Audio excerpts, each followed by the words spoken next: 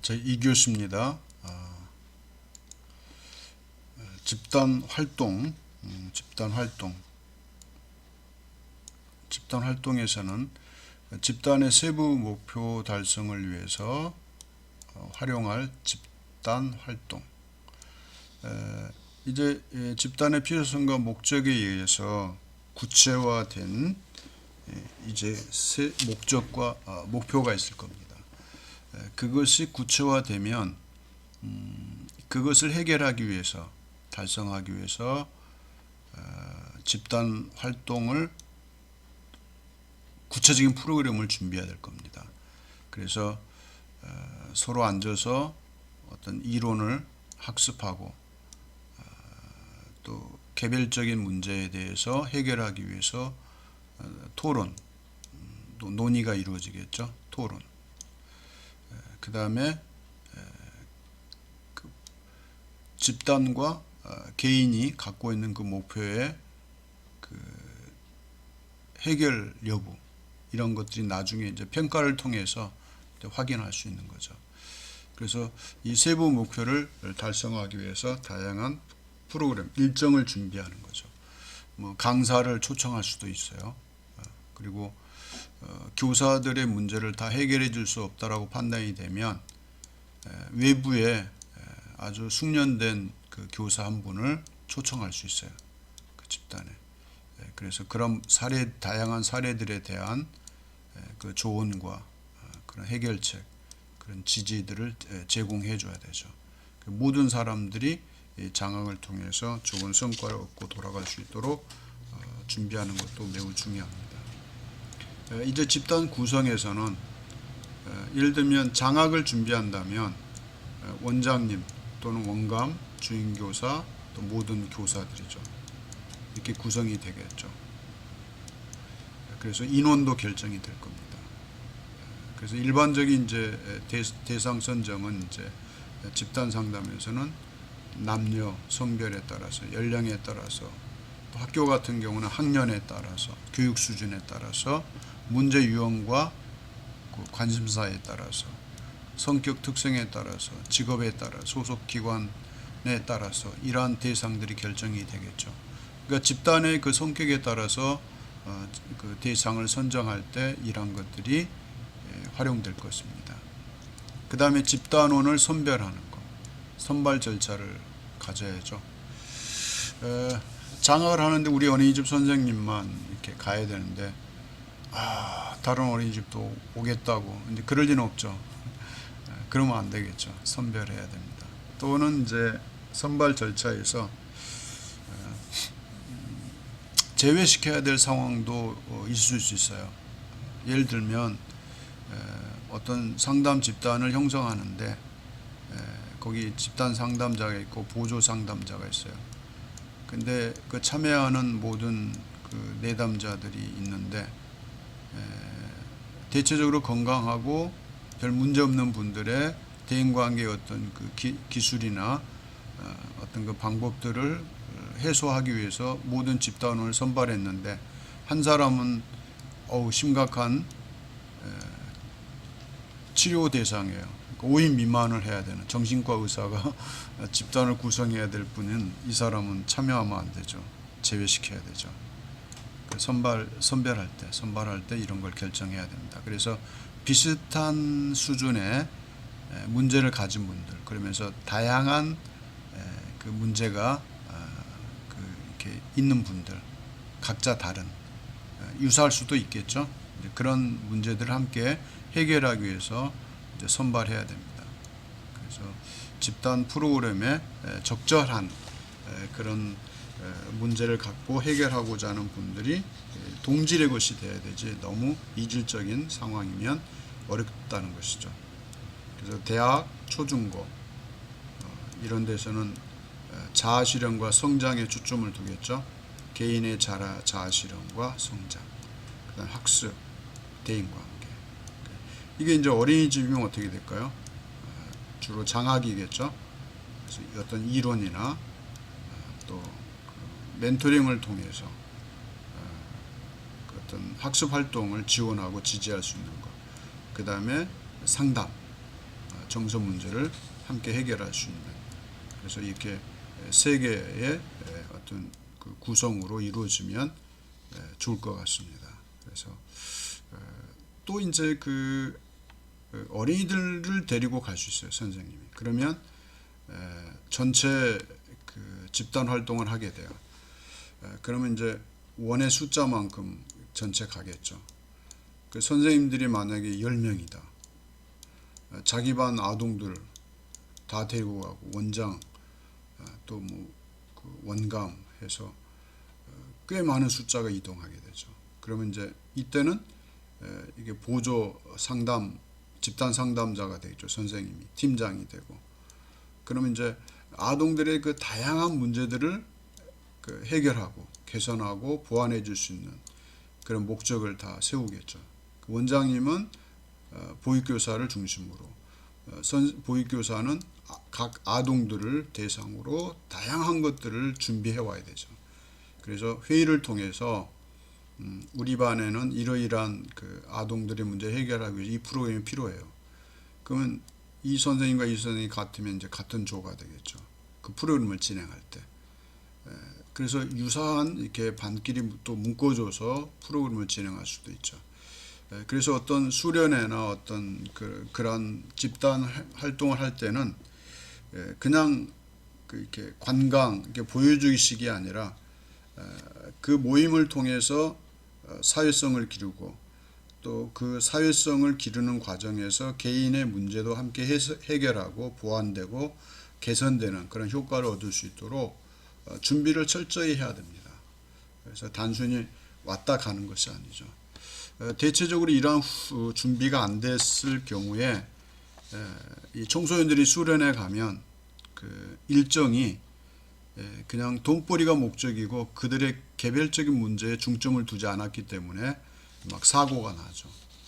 그건 준비가 안 됐다는 거예요, 집단에 대한. 그래서 집단 상담 프로그램을 완벽하게 소화하고 훈련된 분들이 그들을 이렇게 통솔해야 됩니다. 다양한 일들이 일어나요, 가게 되면. 그래서 이탈자들도 있고 개인 그 시간을 보내는 이렇게 그러한 학생들을 통제하고 그들을 이렇게, 그러니까 이렇게 쉬는 시간, 자유 시간을 주면 안 돼요. 아주 타이트하게 모든 프로그램을 이렇게 진행할 수 있어야, 틈이 없어야 사고도 안 납니다. 틈이 있으면 그 교회에서도 수련회 가면 가끔 물에 빠져서 사망하는 그 청소년이 있잖아요. 그 교회는 5년 이상 가요, 후유증이. 10년도 가죠. 그 목사님 얼마나 힘들어요. 그래서 그 부교육자가 그 수련회 잘못 이렇게 인도하고 하면은 그런 불의의 사고도 나는 거죠. 그 집단이 이렇게 구성이 되고 움직이면 타이트하게 철저하게 이렇게 그 관리하지 않으면 그런 불의의 사고도 이제 겪게 되는 것이죠. 그러니까 아무튼 이제 좀 부정적인 얘기해서 죄송한데, 아무튼 그 집단을 구성할 때는 다양한 것들을 고려해서 구성을 해야 된다는 거. 그걸 우리는 결코 이렇게 간과해서는 안 될 것입니다. 그 다음에 이제 집단의 유형, 상담 집단이냐, 치료 집단이냐, 학교 같으면 성장 집단이냐, 어린이집의 원장님과 선생님 같은 경우는 이제 장학 집단이냐 이렇게 되겠죠. 장학을 위한 집단, 수련이죠, 수련회. 그 다음에 과업 성취를 위한 자조 집단이냐, 지지 집단이냐. 그래서 이러한 것들로 이제 세분화해서 그 집단을 형성하게 되죠. 개방 집단이냐, 폐쇄 집단이냐, 개방적이냐, 폐쇄냐. 폐쇄 집단은 그 어린이집 장학을 위해서 원장님과 선생님들을 이렇게 구성하게 되면 그 집단은 어때요? 개방 집단이 아니죠. 딱 폐쇄된 어떤 그 구성원 안에 있는 폐쇄적인 상태에서 이제 뭐 이게 집단이 운영되고 구성되겠죠. 그 다음에 구조화, 비구조화, 반구조화. 구조화 시켜야 돼요. 비구조화는 자율성이 많죠. 그때그때 알아서 그 필요에 따라서 이제 하는 비구조화된 게 있지만 대체적으로 구조화되죠. 또 반구조화, 구조화 시킨 것도 있지만 구조화시키지 않고 가요. 현장에서 그때그때 적응하고 적용시키는 그런 다양한 프로그램들을 준비해서 가는 것이죠. 그 집단의 유형을 이렇게 좀 나눠볼 수 있다는 것이죠. 그 다음에 이제 집단은 이제 선발할 때 이게 이제 대상 선정과 유사한데 여기서는 이제 구성원들의 선발을 의미하는 거고 여기서 이제 집단원 선발이라는 것은 조금 개별 구체적인 거죠. 자, 이제 원장님이 장학을 준비하면 선생님들의 개별로 면담해야 돼요. 선생님 이번에 장학을 참여하시게 되면 내가 수업 관찰을 통해서 선생님의 이러이러한 것은 장점이었고 이러이러한 것은 좀 문제점이고 문제점이라기보다는 경험과 보완과 개선이 필요합니다. 이게 맞습니까? 라고 확인해야 돼요. 그래서 선생님이 스스로 그걸 수긍하게 해야 돼요. 뭐 창피한 게 어디 있어요? 수업 관찰을 통해서 자기 발전을 위한 건데 그게 공론화돼야 돼요. 그래서 그게 이렇게 익숙해지면 전혀 문제가 안 되는 거죠. 그래서 개 면담을 통해서 보육교사의 어떤 목적과 목표가 정해지는 거예요. 그럼 우리는 장학을 통해서 이걸 한번 해결해 봅시다. 내 생각만이 아니라 또 다른 숙련된 이런 선생님의 조언도 필요하고 지지도 필요할 텐데 원에서는 못하니까 원 밖에서 일정 시간 장학 시간을 통해서 한번 토론하고 좋은 경험담을 듣고 해결하고 재무장하고 돌아오는 시간을 갖는 게 좋겠습니다. 또 이렇게 이제 보육 활동과 학습 활동에 필요한 것들을 준비할 수 있어요. 또 제가 이제 필요한 건 뭐냐면 개인의 성격 때문에 동료 간에 너무 힘들어. 그럼 원장님은 보육교사에 선생님의 이러이러한 건 장점인데 가끔 이럴 때 있어요. 이게 단점인데 왜 그런지 한번 이번에 가서 이거 해결하고 내려옵시다.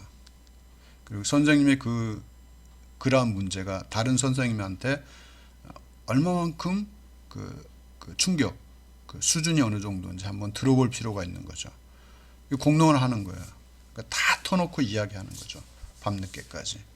얘기하게 돼요. 그러면 이런 것들을 다 메모하는 거예요. 기록에 해서 준비를 하는 거예요. 그리고 이제 또 질문지 사용할 수도 있어요. 척도도 사용할 수 있어요. 심리 척도. 이런 걸 통해서 준비를 해야 돼요. 선발하고.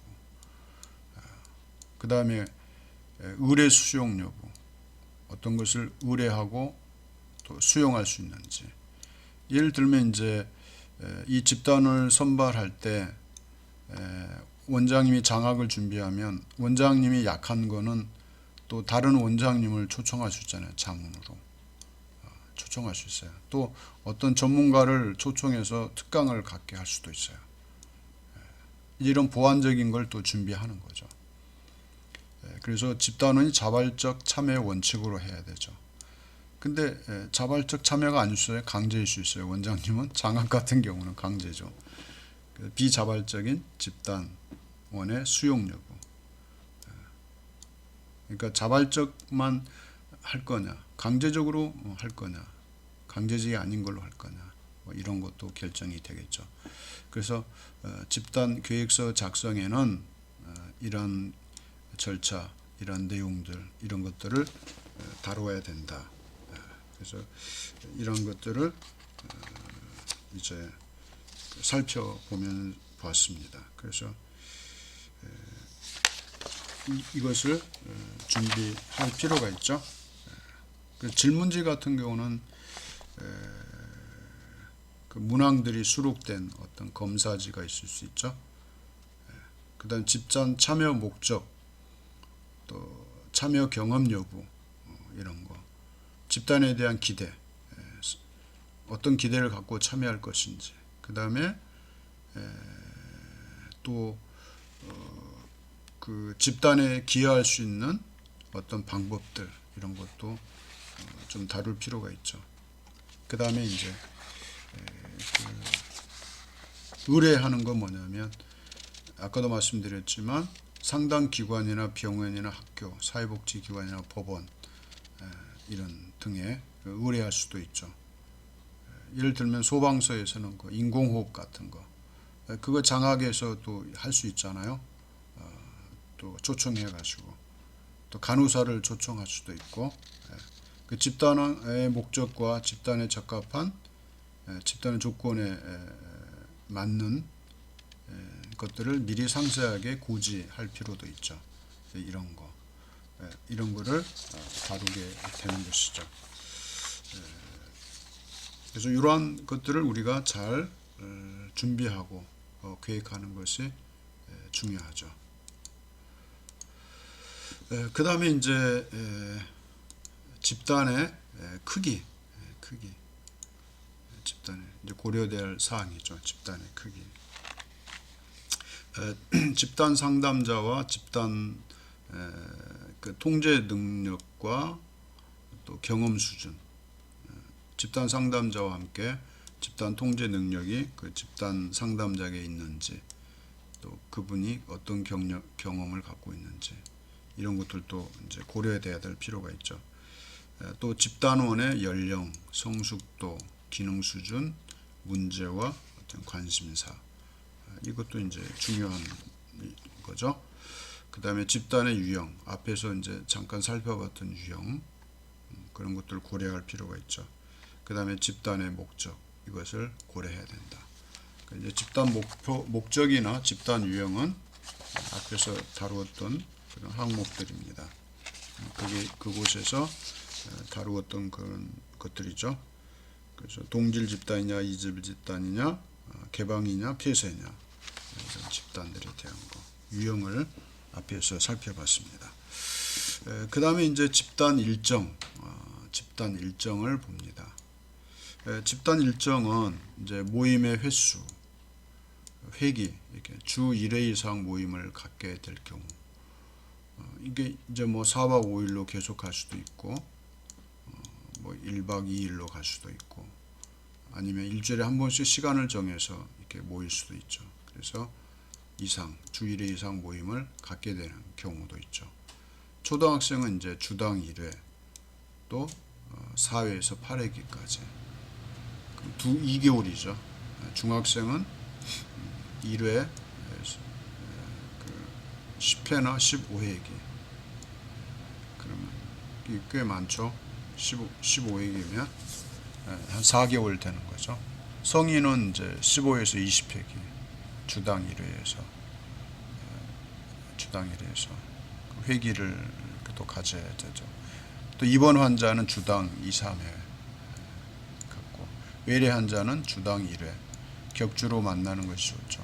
주당 1회, 격주 2주에 한 번씩, 그러면 한 달에 2번 이렇게 만나는 거죠. 이런 것들을 이제 모임 횟수라고 말합니다. 여러분 장학을 하게 되면 이제 장학은 이렇게 주 1회 시간을 정할 수도 있고, 또 이제 어느 휴가나 어떤 기간을 선정해서 뭐 2박 3일 할 수도 있고, 뭐 집단 상담인 경우는 뭐 이렇게 보통 4박 5일씩 하는 경우도 있죠. 그 성격에 따라서 그런 집단을 운영할 수 있다는 것이죠. 그 다음에 이제 모임에 대한 어떤 빈도, 이거는 이제 이게 겹치긴 한데, 빈도는 주당 1회냐 2회냐 격주냐 이런 걸 말하죠. 저학년 같은 경우는 주 2, 3회, 고학년은 주당 1, 2회기, 고등학생과 대학생은 주당 1회기, 이렇게 모임 빈도를 정해서 그 집단을 이렇게 이끌어 갈 수 있는 것이죠. 그 다음에 이제 이거 말고 또 우리가 살펴볼 수 있는 게 집단의 그 일정, 시간이죠. 회기당 그 시간, 길이. 이거는 이제 유치원 아동은 2, 30분. 사실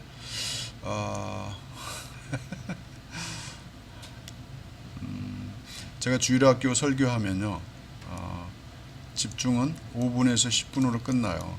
남은 집중 안 돼요. 그래서 제가 설교할 때 5분, 10분의 포커스를 맞추고 재밌는 이야기나 관심거리, 그 다음에 이제 그 생활, 삶의 적용 부분을 많이 신경을 쓰죠. 핵심은 5분 이내, 5분이 좋아요. 5분. 15분 이상 설교하면 안 돼요. 10분 안에 끝내야 되죠. 그래서 초등학교 저학년은 30분에서 45분, 고학년은 1시간까지. 글쎄 이것도 사실은 개인차가 심하죠. 이렇게 집중력이 있는 학생들은 잘 집중하는데 그렇지 않죠. 굉장히 산만하죠. 그 산만한 걸 끌고 갈 수 있는 분이 유능한 분이죠. 그 다음에 중학생은 60에서 90분, 고등학생은 2시간, 대학생과 성인 여러분 3시간짜리 수업에 한 번 쉬는, 저는 한 번 쉬는데 이유가 있어요. 한 번 쉬는 게 안 쉬고 갈 때도 있죠. 일찍 끝내고 이제 그럴 때가 있는데 이것도 이제 수업과 관련해서 이야기할 수도 있는 거죠. 그래서 이런 주 회기당 그 시간 길이 이런 것도 굉장히 중요합니다. 그래서 모임 시간은 결국은 집단원의 상황을 고려해야 되지 이걸 이렇다고 딱 결정할 수 없죠. 30분밖에 못 모일 수도 있어요. 시간들이 없어서 1시간 그것도 유익하죠. 근데 계속해서 주기적으로 일정 시간을 정하고 모인다는 것은 대단한 거죠.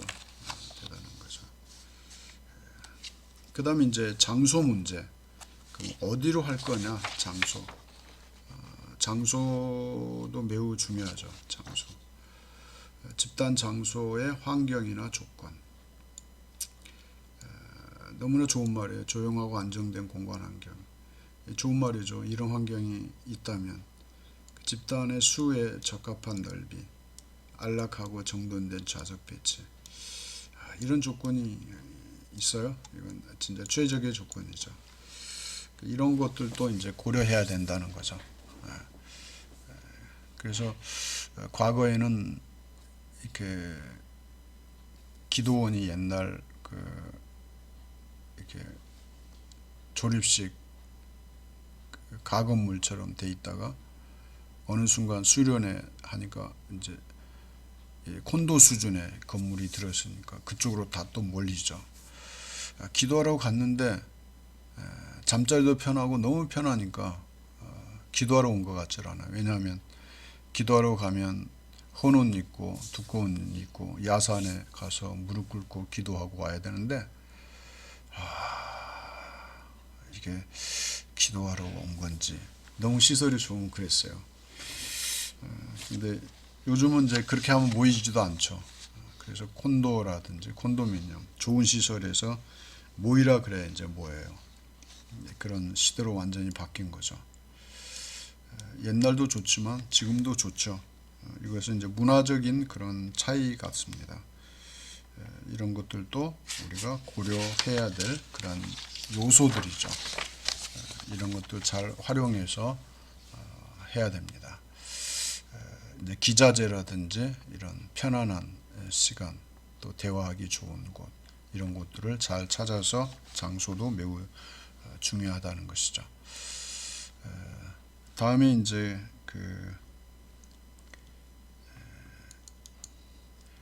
집단 상담자, 집단 하나가 더 넘어갔네요. 집단 상담자 수, 집단 상담자 수. 이것은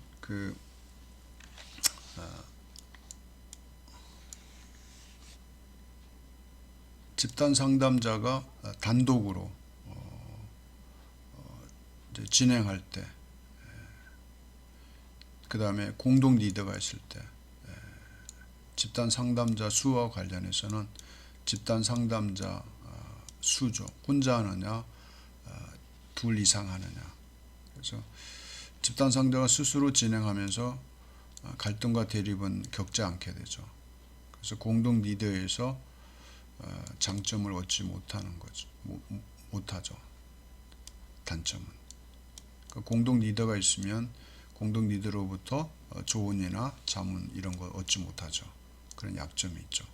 근데 공동 리더 두 사람 이상 하게 되면 장점은 한 사람이 부득불 참석하기 어려울 때 집단의 회기는 계속 진행되죠. 만약에 이 리더가 참여 못하면 그 취소되는 거죠. 근데 그렇지 않죠. 경험이 적은 집단 상담자에게 유리하죠. 이게 배울 기회죠. 보조가. 그 단점은 의견이 불일치될 때가 있어요. 또 상대의 개입 불신할 수 있고 특정한 집단을 옹호하고 또 엇갈린 목표 등이 세워질 수 있죠. 이러한 또 장단점이 있다는 거죠. 집단 상담자 수에 따라서 이런 문제도 우리가 고려할 필요가 있다는 것입니다. 그래서 집단 상담자 수까지 2교시 여기까지 하고 집단 홍보부터 3교시에 여러분 또 뵙도록 그렇게 하겠습니다. 집단 상담.